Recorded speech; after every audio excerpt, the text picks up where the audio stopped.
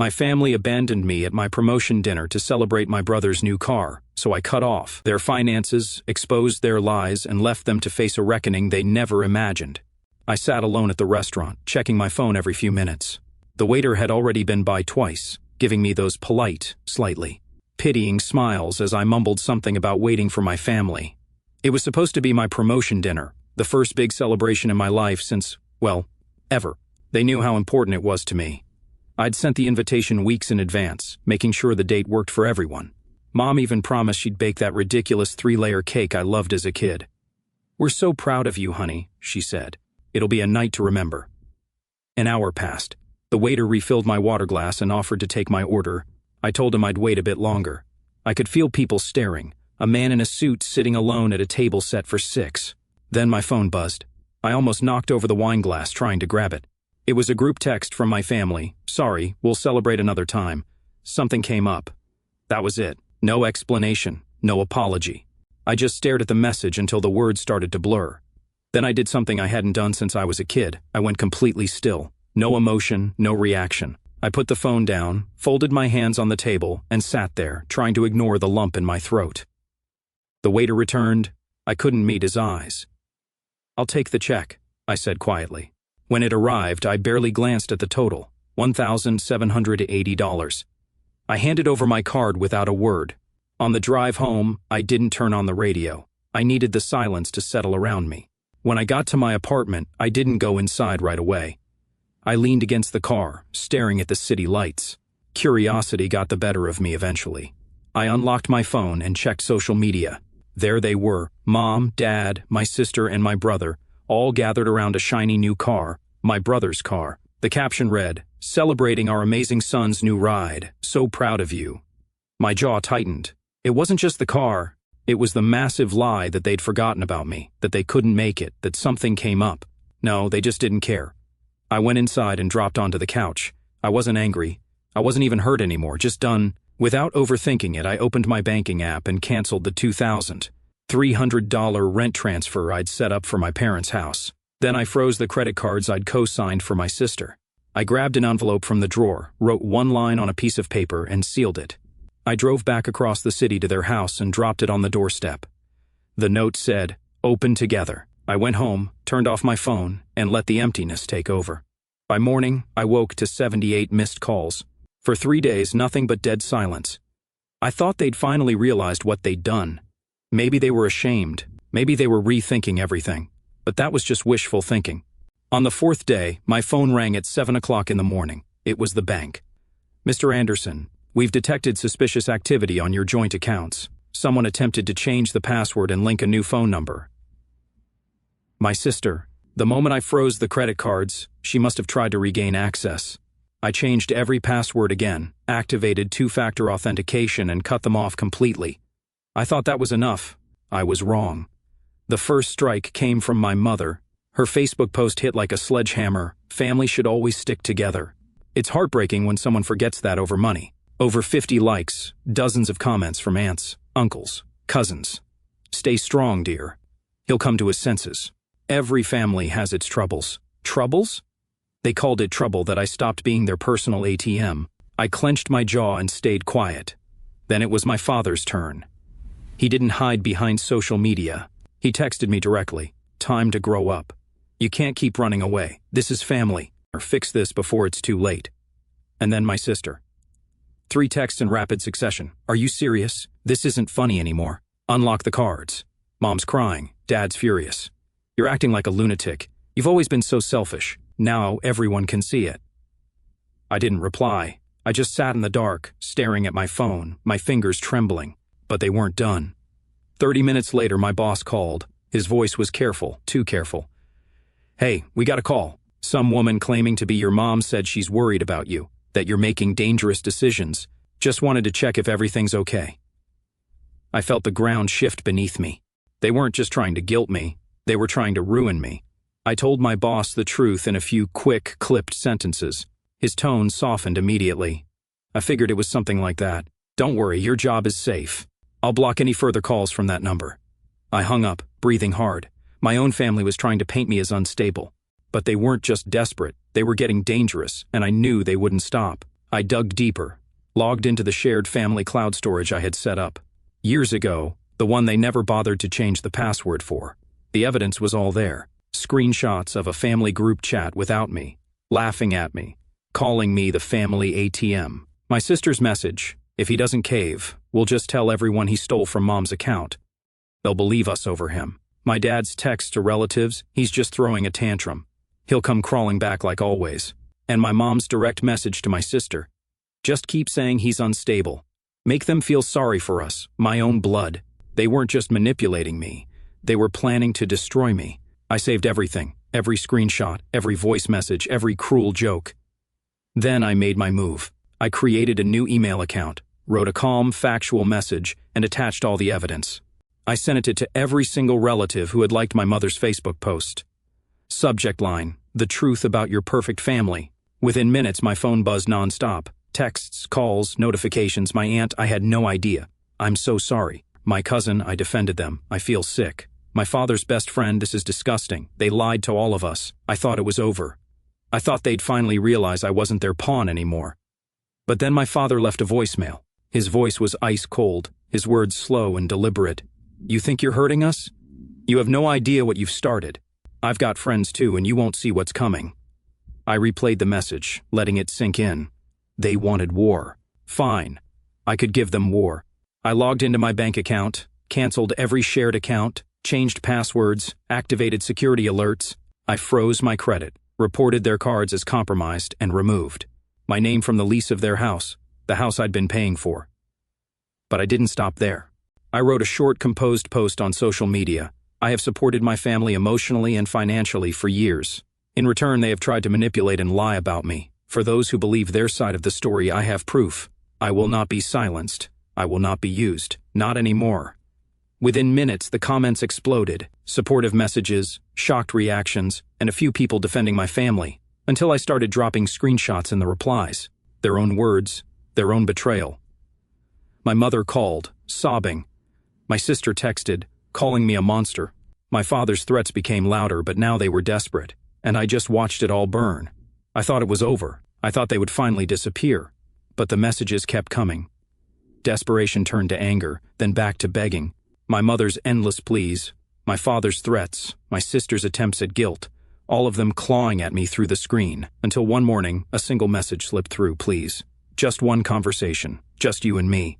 I need to see you. My first instinct was to ignore it, to block her like I had blocked the rest. But something stopped me. Maybe I needed to hear it from her. Maybe I needed to watch her lie to my face one last time. Where? I replied. Her answer came instantly. The park. By the old oak. Fine. If she wanted to talk, we'd talk. But this time, I wasn't coming as her son. I was coming for the truth. The park hadn't changed in years. The same cracked path. The same ancient oak tree with a twisted trunk that I used to climb as a kid. I parked a little farther down the road, letting the engine cool while I stared at the tree through the windshield. Mom was already there, sitting on the old wooden bench beneath it. Her hands clasped in her lap, shoulders slumped, the perfect picture of a grieving mother. I almost turned the car around, almost let her drown in her own guilt. But I needed this. I needed to hear it from her mouth. I stepped out, walked down the path, leaves crunching under my shoes. I almost expected her to look up and smile like she used to call out my name, and ask if I remembered the time I fell off that tree and she bandaged my knee. But the woman who looked up at me wasn't the mother I remembered. Thank you for coming, she whispered, her voice already thick with tears. I didn't sit. I stood right in front of her, arms crossed. You asked for this. Say what you need to say. Her tears came fast, always the actress. Honey, I know you're upset. I know things have gotten out of control, but this is tearing us apart. Your father is devastated. Your sister is... Stop. My voice was cold, sharp. I watched the tears freeze in her eyes. Don't waste time trying to guilt me. Just tell me why. Why did you turn me into your personal bank account? Why did you let them lie about me? Call me unstable. Call my boss. Tell the family I stole from you? Her face twisted, panic replacing the false sorrow. I never. I pulled out my phone, tapped the screen, and a voice came blaring out. My father's voice, slow and venomous.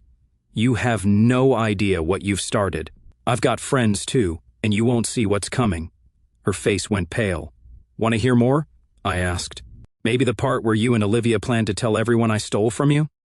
Her eyes widened. No, you don't understand. Your father was just angry, he didn't mean it. And Olivia, she's lost. I stepped closer, leaning over her. No, she's very clear about what she wants. My money, my reputation, my life. And you helped her. Her voice broke. I never wanted it to go this far, but it did. I snapped. It did because you let it. Because you were so busy protecting their lies, you forgot I wasn't just your bank. I was your son. Her tears returned. Please, you have to understand. We were scared. We thought you would leave us. And I did leave you, I said. Birds scattered from the tree branches above. I left because you used me. I left because every time I came back, you bled me dry. But now you're angry because I finally bled back. I saw something change in her eyes. The tears stopped. Her voice hardened. You think you're the victim here? You've always been so dramatic, always needing to be the hero, always making us feel guilty for everything. I laughed, a sharp, bitter sound. Guilty? You don't even know what that means. Do you know how much I've paid for you? The rent, the groceries, the credit cards Olivia maxed out because she knew I'd cover them. Do you even know how much you owe me? Money, she spat, her voice rising. Always about money with you. Where was my family then? I shot back. Where was my family when I sat alone at that restaurant? Where were you while you were celebrating my brother's new car with the money I gave you? Where was my family when you called my boss, trying to ruin my life? Her mouth opened, then closed. No answer, just the mask slipping, the frustration turning to anger. You've always been so ungrateful, she hissed. We raised you, we gave you everything. And this is how you repay us. Everything. I stepped closer, holding my phone up to her face, swiping through screenshots. Here's everything. Your texts calling me dramatic. Olivia's messages planning to accuse me of stealing. Dad's voice threatening me. That's your everything. Stop, she whispered, shaking her head. Please stop. No, not this time. I took a step back, staring at her, not as my mother, but as a stranger. I'm done with you. With them. With pretending this is a family. Her face twisted in desperation. You can't do this. You can't just walk away. I already did. I turned, walking back down the path. Her voice followed me, shrill now, frantic. If you leave, don't come back. Do you hear me? Don't you dare come back.